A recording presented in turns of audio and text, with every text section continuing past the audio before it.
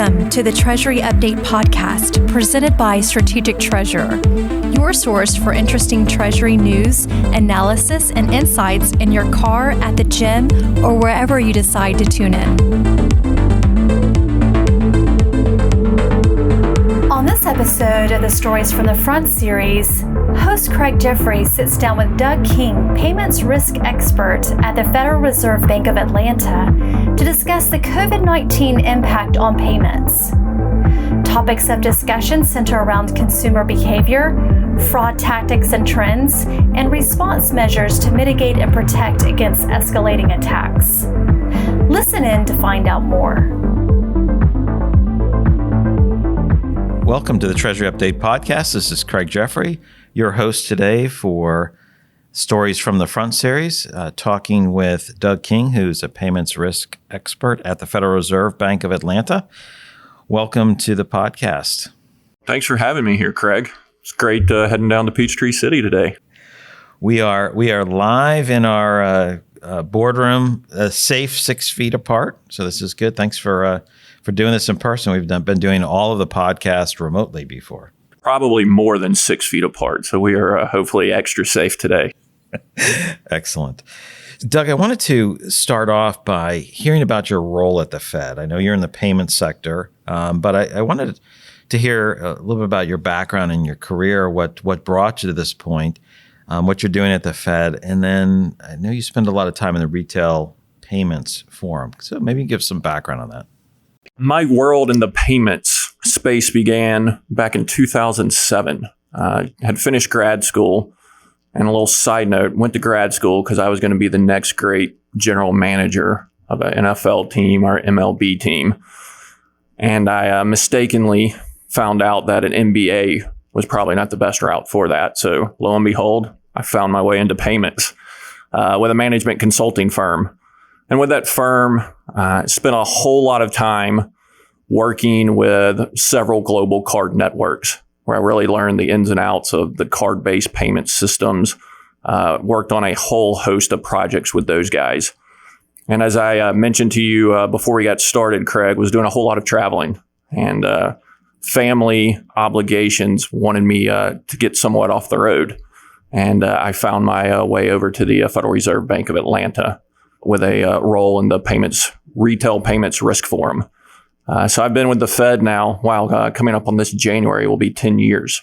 Our group, the Retail Payments Risk Forum, as the name forum implies, it's really a collaborative effort of bringing parties across the payments value chain together alongside other regulatory bodies, law enforcement, corporates, merchants, really anybody who touches payments, to understand what is going on in the payments ecosystem, and most importantly, what are the risks? What types of fraud are we seeing within these payment systems? And then how can we mitigate those risks?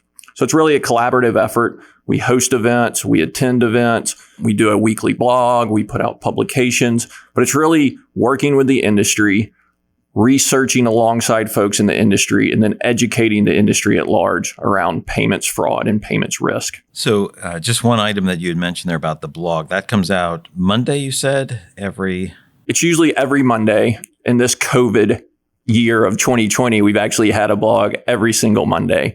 Years past, we've taken certain Monday holidays off. I laugh because this past Monday was Labor Day, and we actually had a blog come out for the first time on Labor Day.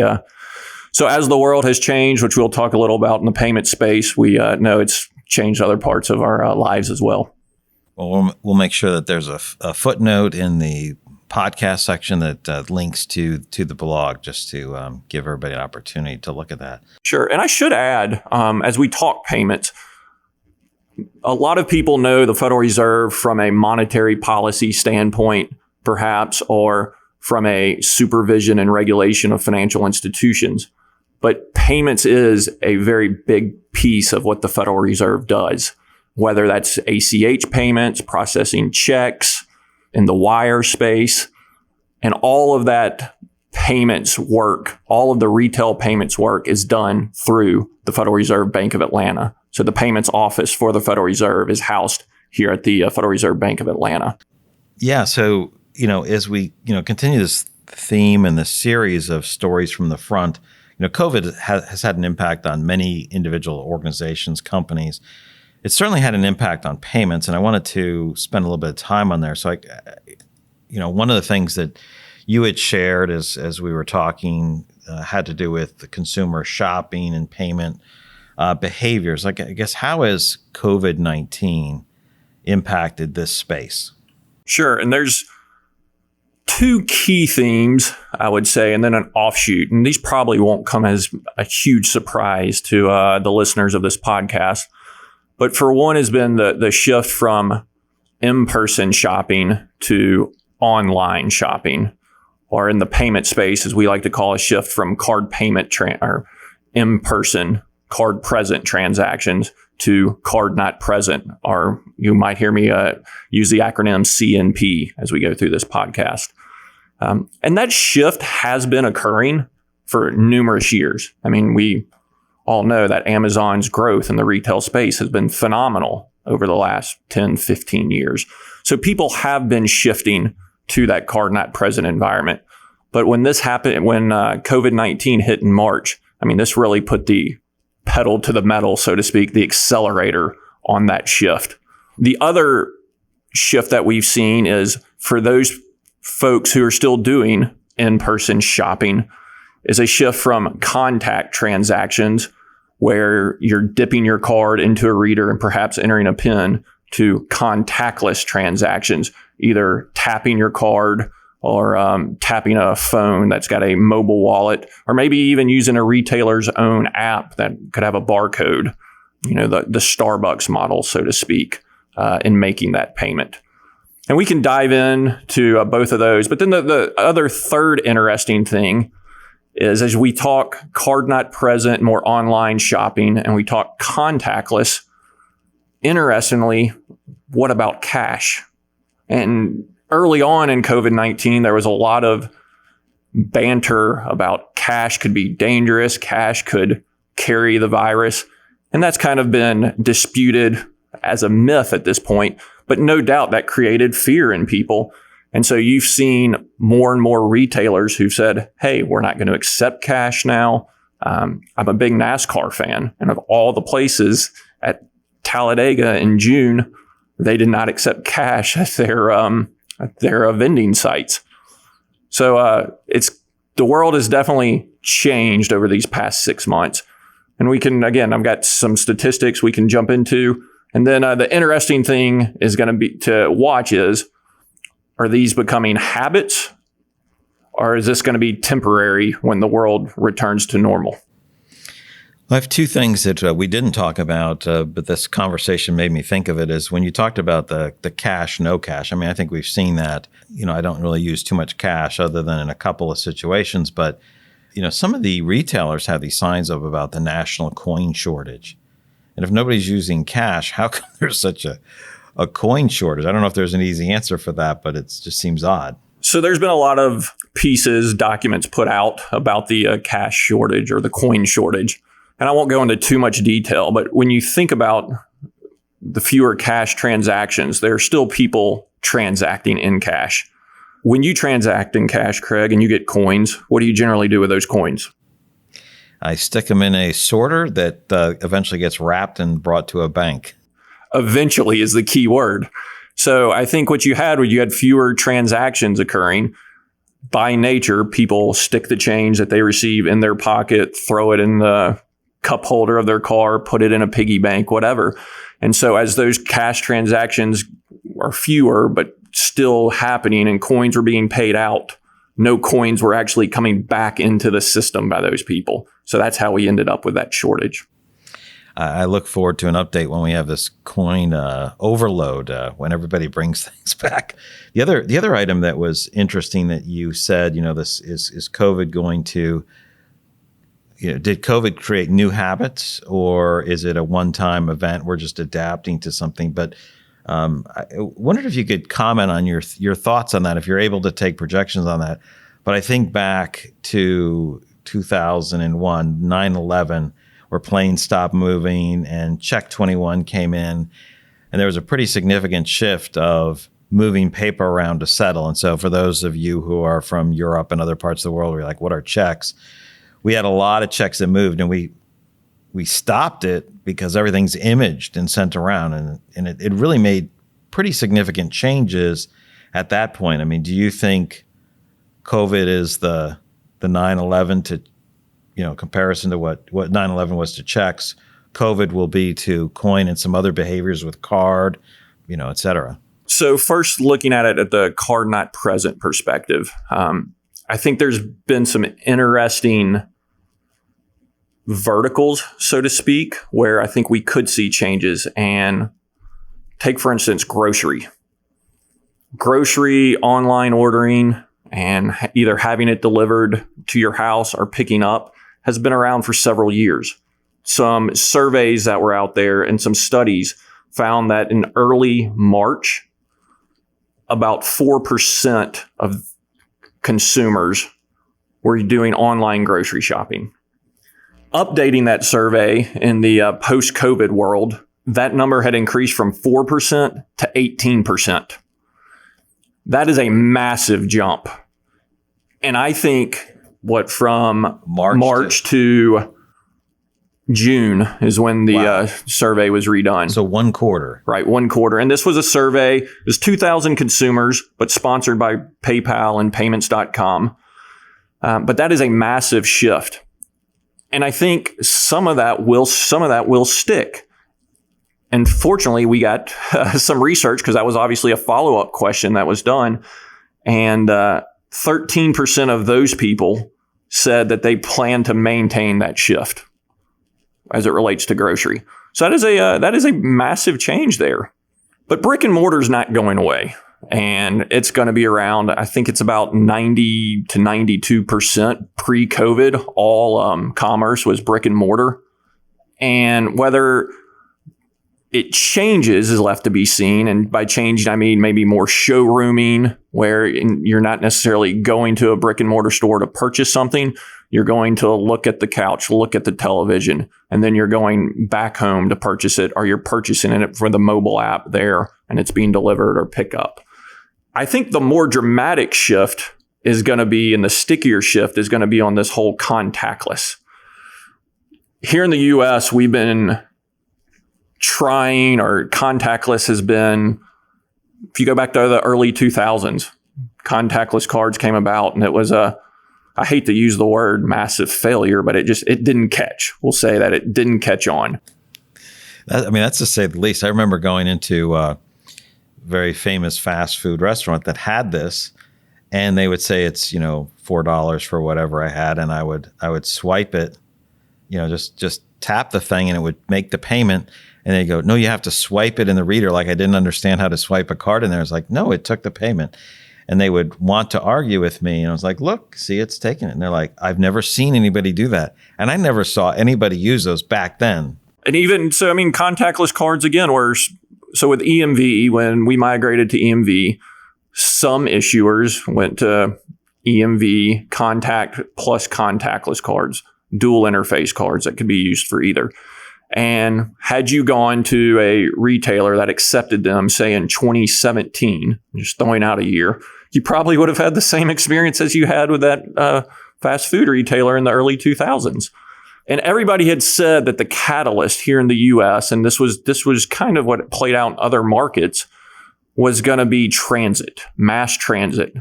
Contactless and mass transit is your bang up use case for it. And interestingly, the MTA, the New York Transit Authority, had launched a contactless pilot, and it had been extremely successful. And they intended to continue rolling out that pilot. And then here we came in March, and COVID happened, and we've seen what's happened in New York City. But then for contactless, COVID also is that boon. So I hate to go back to a horrible moment in our history, but you talk about an inflection point for contactless. I really view this as COVID will be contactless's inflection point. And it's interesting. The National Retail Federation has recently done a study, and they're moving away from the contactless name, believe it or not. and calling it no-touch payments. And we can use contactless, no-touch today interchangeably, but I mean, in effect, I could still make a contactless payment that would require a touch, because there are certain instances where I make a contactless payment and I still might have to put in a PIN. So truly that could be contactless but touch. But this notion of, I mean, I've used contactless more over these last 3 months. What has your experience been with contactless? A couple places it said you can touch. You know, I went to one of those large big box. You would buy all your food at once, and it actually didn't allow you to touch it. It had a sign saying it, but it wasn't registering on my card. But I would use it all the time, because why swipe it or insert it if you can just tap the screen? So I don't know if that's typical. I mean, I've found myself using it more. Today, about 2/3 of retailers take contactless, or as the NRF now calls, no-touch payments. 94% of retailers expect contactless payments to increase over the next 18 months. Since January, the NRF has found there's been a 70% increase in contactless payments. From a consumer perspective, during the pandemic, 19% of consumers have said they've made a contactless payment for the first time. Okay. Which that's a pretty large number there. And then 57% of that 19% said they would likely continue once the pandemic has subsided. So I think that's where I'm seeing the future and the change and that stickiness and change in consumer behaviors. I think this was, for those people who wanted contactless in the US and struggled to get it there, I hate to say, unfortunately, I believe it took perhaps a pandemic to do that. A big accelerator for sure. Absolutely. Yeah, that's interesting. When you said the 94% of retailers expect it to increase, I'm like, I would think it would be almost 100%. Increase by how much? Certainly by these 19%, I would think it's, what's the trade-off? I've got to stick it in or swipe it versus contactless. And with contactless, you can use a mobile phone or the card. From a fraud perspective, might be jumping ahead a little here, but this is good timing. This is a good timing, because I wanted to shift to some of the fraud examples, but go ahead. That mobile contactless transaction is about as safe of a transaction as you can get at a card reader, given the fact that, and I don't want to dig too deep into the weeds, but that transaction is using tokenization. And so what that means is, for that retailer who accepts that mobile wallet, and when we talk mobile wallets, Apple Pay, Google Pay, where you can load a credit card or debit card into your phone to be used at a retailer. So when you tap that Apple Pay or Google Pay transaction, that merchant, that retailer never actually sees or touches the credit card or debit card PAN, the account number. They're getting a tokenized number. So when you talk about data protection, securing data, hearing about data breaches, that retailer is no longer touching those PANs. So when you think of a big mass merchant who had a data breach 5 years ago and all these card numbers were exposed, if all transactions were done through these mobile wallets, then that would not be a concern like it is when they accept regular traditional cards. Yeah, you can't steal a card number if you just have a token, which you can't do anything with, or not effectively. Yeah, and so thanks for explaining the tokenization aspect. And you'd mentioned EMV, Europay, MasterCard, Visa network as well. So I don't know if you wanted to give an explanation for that, or... The contactless payments are using a EMV. Thank you for spelling it out. Or calling out. We love acronyms, and perhaps some people might not recognize that acronym. It's a chip-based transaction. And when that chip, it's truly a computer chip. And when it interacts with the POS system there, it turns on that computer chip basically, and a dynamic cryptogram is created in that transaction, which makes it very hard to replicate or to use a counterfeit card based on that dynamic cryptogram.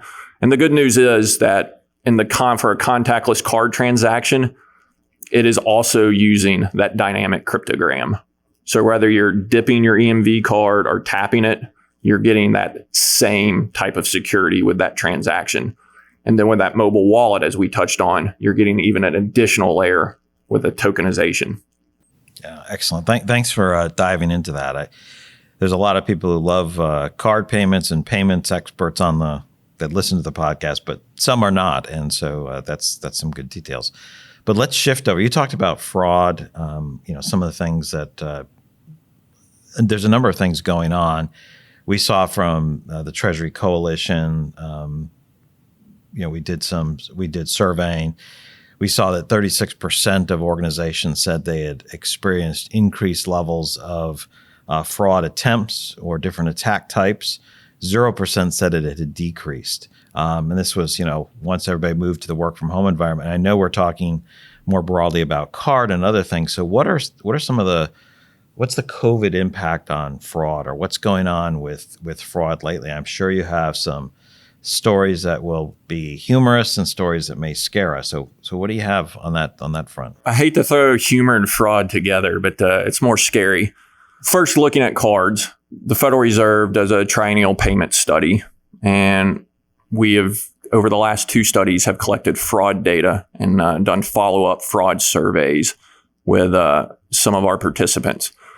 And card not present transactions, the fraud rate for those transactions are about double the fraud rate for card present transactions. So just inherent by their nature, card not present transactions are more risky.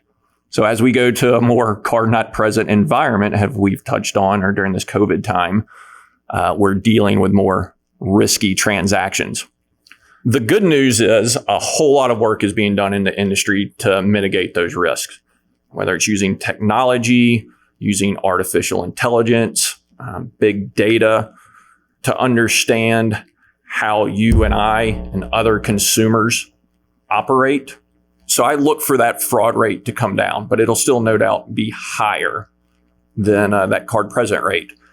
But interestingly, as I talked about using big data and trying to understand our habits as issuers and merchants look at accepting these transactions, all of our habits were turned upside down on come mid-March. So how I shopped online in April was very different than I was shopping online a year ago, April. So all these risk scoring models, how effective were they? Were we able to determine, is this a good transaction or is this a bad transaction, a fraudulent transaction? And I think there were some challenges there. So I think that's when we look back, we're going to find that there were definitely challenges. I also wonder, as we talked about shopping more at home and that grocery shopping example, a whole lot of people were ordering takeout from restaurants that perhaps might not have had a huge takeout business. So now you're giving your local restaurant down the street from you a card number over the phone. How are they protecting that card number? So you perhaps have introduced new vulnerabilities into that card space. But again, I want to reiterate that while card not present transactions have been substantially higher than card present transactions, the fraud rates, a whole lot is being done to mitigate that. So that there is some positive news there. I touched on the contactless piece, where I actually think that's a positive as we talk card transactions. But the real dollars lost is probably not on somebody getting a hold of my credit card or your credit card.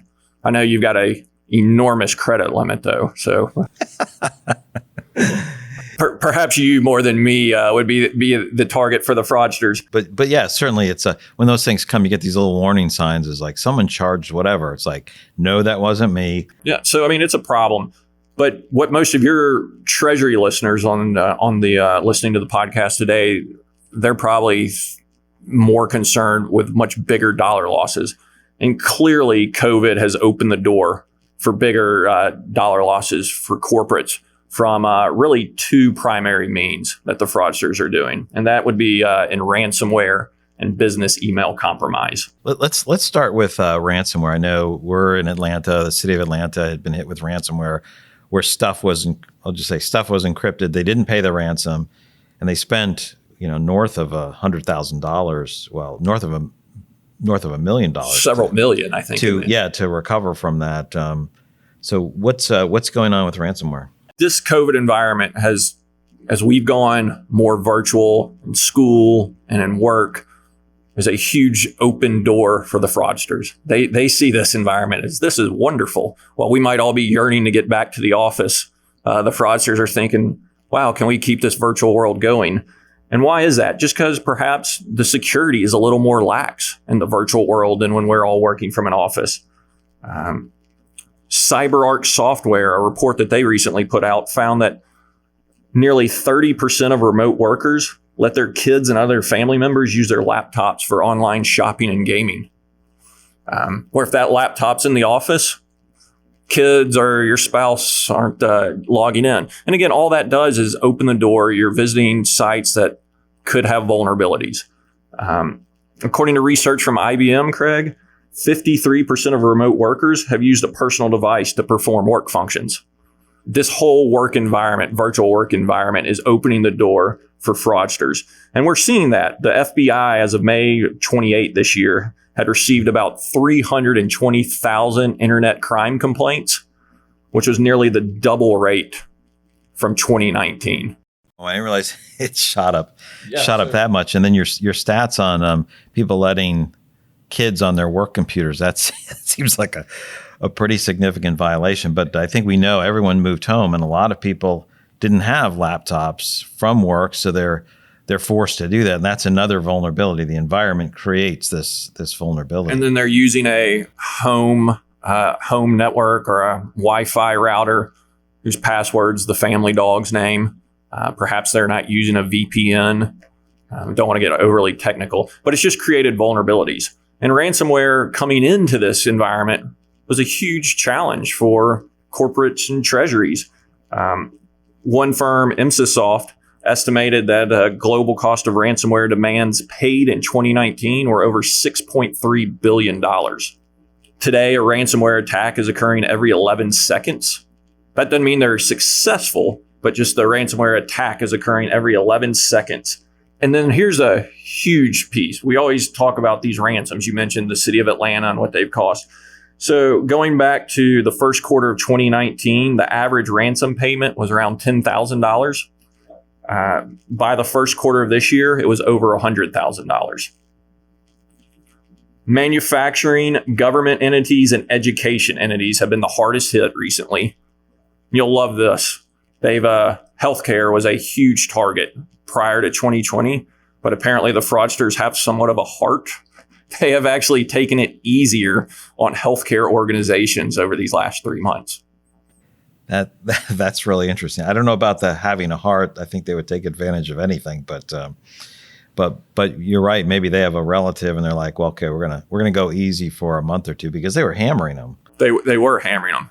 And I know we jumped into ransomware and stats, but I imagine most people on the podcast know. But what we're talking about with ransomware is the fraudsters will come in and either lock down files with encryption so you can no longer access those files. They'll completely lock out the system. So not only can you not access your files, you can't even turn on your computers. And recently, what we've seen over the last 6 months, they started doing in 2020, is not only locking down files or locking down your computer. Before they do that, they're also exfiltrating the data. So you have a data breach on top of not being able to access. And so they're using all this to their advantage to say, hey, if you want access to your files back, if you don't want us to dump this data out onto the open market, then we expect you to make a payment.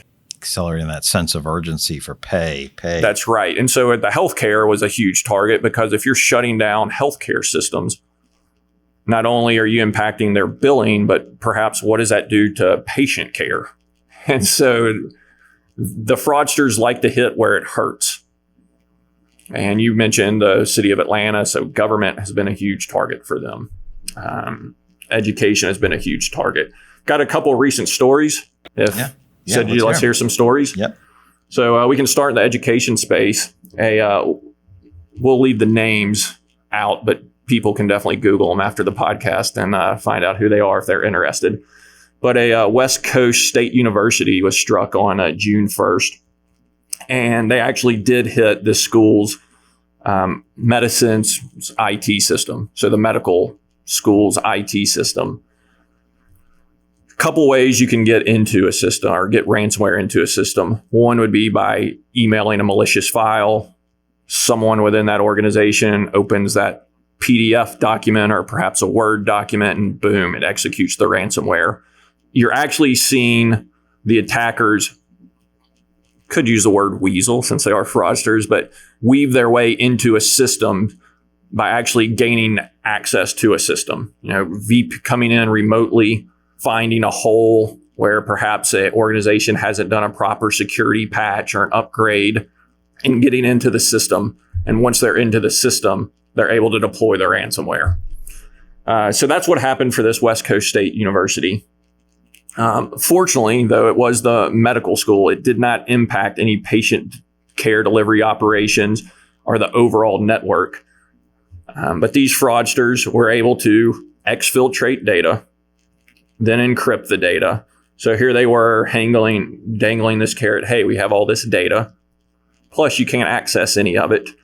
And they initially made a $3 million demand to not share the data and to send them the decryption keys. So this is what's great. Now, the fraudsters are willing to negotiate. So the administrators negotiated with the fraudsters, and they eventually paid a little over $1 million to receive the decryption keys. And the fraudsters also agreed to delete the files that they had exfiltrated. Now, the problem with paying ransoms is that all that does is proliferate the crime. If people are going to pay, then ransom, the fraudsters behind the ransomware are going to say, wow, this is a great business. Let's keep doing it. So law enforcement recommends not making payment. And that's easy for you and I sitting here 7.5 feet apart to say, yeah, people shouldn't make the payments. But when it's your data and it's your business and it's your operations and your clients, your customers, your patients, you got to do what's best for you, maybe not what's best for the fraudsters. So while I am fully on board with law enforcement's recommendation not to make payments, I totally am sympathetic with the entities that do decide to make these payments. Yeah, it's very disruptive. You mentioned business email compromise, where there's a spoofing going on, where there's either compromising email itself or spoofing that you're a finance head or a CEO asking you to do activities. What do you have for us there? So business email compromise, it is interesting because it's become more morphed into this spoofing methodology than in prior years. They were actually getting access to, say, a CEO's email. And they're still doing that, but primarily what we're seeing are these examples of where they're spoofing a CEO's email. And there's several ways they can do that. They are either using a domain name that's very close to the company's domain. So if you just quickly look at that email address, you're going to say, oh, yeah, that's the right email address, though the domain could be a letter or two off. Or they're using a legitimate email, but the sender and the receiver name attached to that email is the actual executive that they're posing as, or as the actual vendor that they're posing as. So for instance, somebody could send an email from Doug King, but if you actually looked at the address, it could be a totally different email address, but you just see that name, Doug King. And they're targeting CFOs, the finance side of the finance organization, the finance function of organizations, as well as human resources. So those are the three big targets.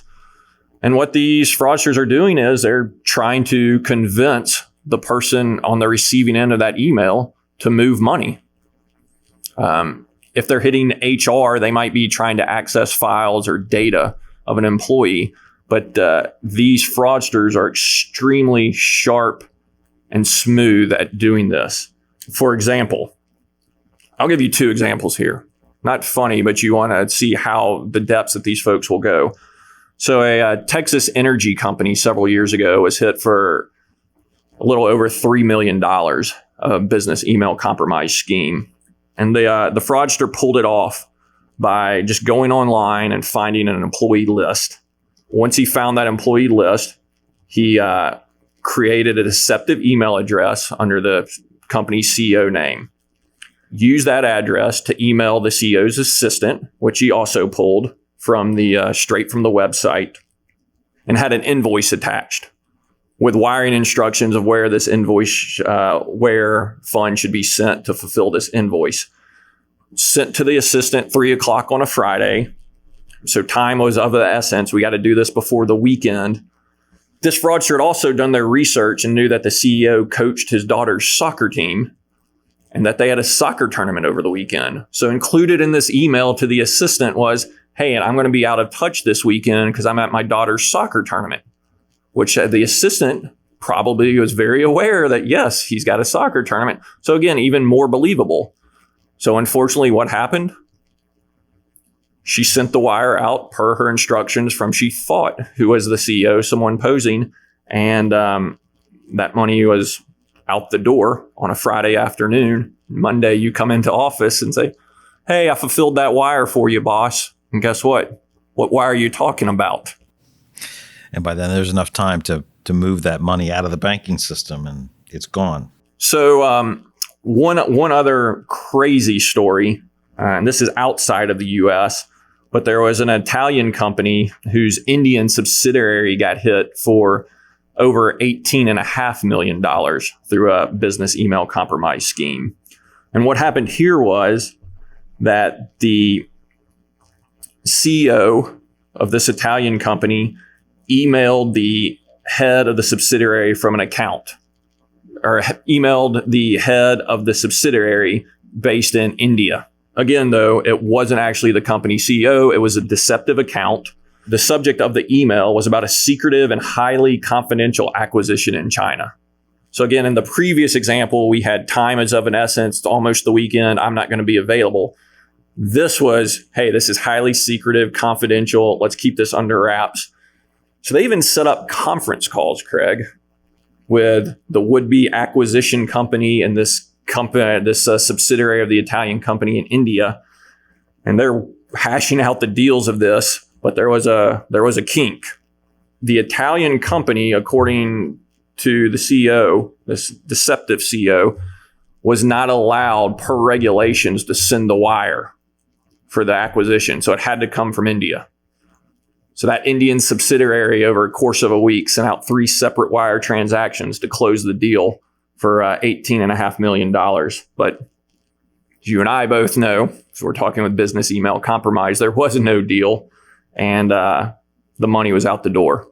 They were wired to accounts that were opened with fake identification documents, and as soon as they figured this out, the accounts were closed and the money was gone. Yeah, nice, scary stories there. But yeah, it is amazing the amount of effort and intelligence to deceive people. Open this email, respond to this with a sense of urgency, whether it's business email compromise, including other personal information, or the example of, ransomware. Some different stories there. So definitely an environment of accelerating fraud attacks. And have you've seen this increase consistently? Absolutely. As we've said, the ransoms are rising. People are paying them.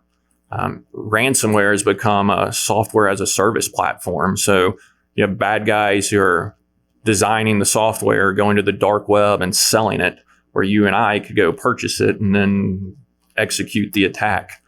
So it's a multifaceted, multi-layer crime fraud situation. And then with the business email compromise and even ransomware, as if it's, if you're opening a file that's executing ransomware, we are our own worst enemies. We can talk technology. Actually, I would say we can't talk technology because I'm not your guy to talk to on this podcast for technology. But we can employ firewalls and have, the latest and greatest gadgets. But at the end of the day, the biggest firewalls are human beings. And we're susceptible to being duped. And, looking at that, for instance, that one business email compromise story where the bad guys knew the CEO coached his daughter's soccer team and they have a tournament. We love to share things. So what these bad guys can find out about these individuals that they prey on to attack, a lot of times we're just putting it out there for them to get. It's not even that challenging them for them to find it. And that's scary. I mean, there's been examples of job postings on LinkedIn that have led to attacks where the fraudsters have said, oh, they're looking for somebody who's experienced in this software. So we know that this company is using that software and we know the vulnerabilities of that software. And if they're looking for somebody on the security side, perhaps they're not up to speed or they're not where they need to be and they want to build up to it. So the fraudsters are good. Yeah, good in a bad way. Yeah, the criminal behavior is amazing. It's more sophisticated, greater payoffs. We can't overlook them anymore. But Doug, as we've talked through the change in COVID, we've looked at some of the trends in fraud, both due to COVID, but also just in this regular environment. I'd love to hear some of your final thoughts, maybe around recovering from having some type of breach to moving to protection. What are some of those measures to mitigate or prevent this type of fraud? I know you talked about some things that the card industry is doing for the CNP, type of situations. But what else should people be doing to help with prevention and mitigation? And I know you talked about systems and people, but maybe you could just highlight a few things as a takeaway for the audience. Sure. So I think making sure your software is updated. Every patches are being installed. Krebs on Security is a big website, call it a website blog, who talks about security or in payments and in online. I guess it was 2 days ago, just was discussing the Microsoft patches that they had just put out. And there were something like 20 or 25 patches that were all related to security. So making sure you're updating your operating system, software, firmware on all devices. User permissions is another great way to somewhat mitigate these risks. So restrict user permissions. Not everybody in your office needs access to everything that you have. So in the instance that perhaps, say, I fall victim to this type of attack, well, guess what? I don't have access to that sensitive information. You can't get that if you gain access to my computer. So knowing where your data is and who has access to it. Cold storage backup of your data. Because that's the huge, people are paying ransoms because they need that data back. So if you have a recent backup in a cold storage, then you maybe can say, I don't have to pay that ransom because I have it backed up from 2 days ago or a week ago, and we still have access to that and you don't. From an email perspective, I think one of the great things you can do is mark is the email from an external account, somebody outside of your organization. I know many companies are doing that now. So if I send you a message up at the top of the email, it'll be in bold or in a different color, say from outside the organization, not from your company, whatever it may be, but tip off that, hey, this is from an outsider. And then also from an email, there's some new, we know we're not going to dive deep into technology, but a new authentication tool that's being used, domain-based message authentication reporting and conformance, called DMARC. And that is, I think, going to become more and more of a industry standard, perhaps. So for the folks listening on the podcast, I would definitely look into a solution or a DMARC type of policy and what it can do for your organization. Yeah, that's some good stuff. On the email side, some of the system providers they add things like exfiltration checks. If it's sensitive information, it either creates an alert or it even blocks the email until you approve that, this looks like a Spanish telephone number or a Spanish tax ID. Sometimes we're sending stuff around. It's like, why are we getting this blocked? And it's like, okay, there's a number in something that looks like, it's a telephone number to someone, but the way we formatted it made it look like another telephone number, and the system blocked it from sending out. It wasn't just an alert that it happened; it stopped it. And so, I think that's probably some elements there too. And I really liked your point about the user permissioning, that principle of least privilege. Why have promiscuous access to every system. You're like, well, I'm honest, I'm trustworthy, whatever, whether you're in finance or you're in IT. If someone gets your credentials and you have free reign across the system, across all these credentials, you've given up a lot of it. So those are some really, really good points, Doug. And I would like to add the one thing. So using wires the primary technique to move this money. And a lot of people aren't familiar with this. The FBI has a financial fraud kill chain to try to stop these wires. We usually think of once the wire's gone, it's gone. And while it is hard to get those funds, the FBI, in conjunction with FinCEN, has created this financial fraud kill chain. I'm not going to go into full detail, but the one key aspect is it has got to be initiated within 72 hours of the wire being sent. There's a whole host. You can go to FinCEN, look up financial fraud kill chain, and see everything that's required. But there are ways to actually get some of the money back if a wire goes out to fraudsters. It's not guaranteed, but you have law enforcement, financial institutions on both the sending, the originating, and the receiving end who are willing to work to make that corporate whole. That's great. I think we're going to need to do another podcast on that because, this idea of time is of the essence is important. And, instead of sitting there, I'm embarrassed because we got fooled out of sending, $7 million, $2 million, $500,000, and we can't get that back. Time is of the essence. Report it. You have a chance to perhaps stop it while it's still in the banking system, because once it's out, there's no chance. And like I said, there are definitely avenues. And as you talk, the banking system, we know international wires aren't necessarily the swiftest financial transaction. So again, that is why time is of the essence.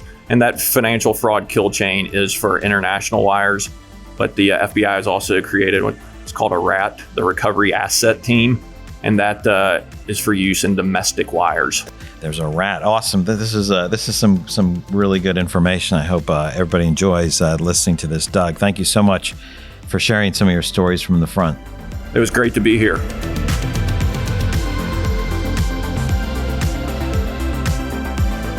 You've reached the end of another episode of the Treasury Update podcast. Be sure to follow Strategic Treasurer on LinkedIn. Just search for Strategic Treasurer. This podcast is provided for informational purposes only, and statements made by Strategic Treasurer LLC on this podcast are not intended as legal, business, consulting, or tax advice. For more information, visit and bookmark strategictreasurer.com.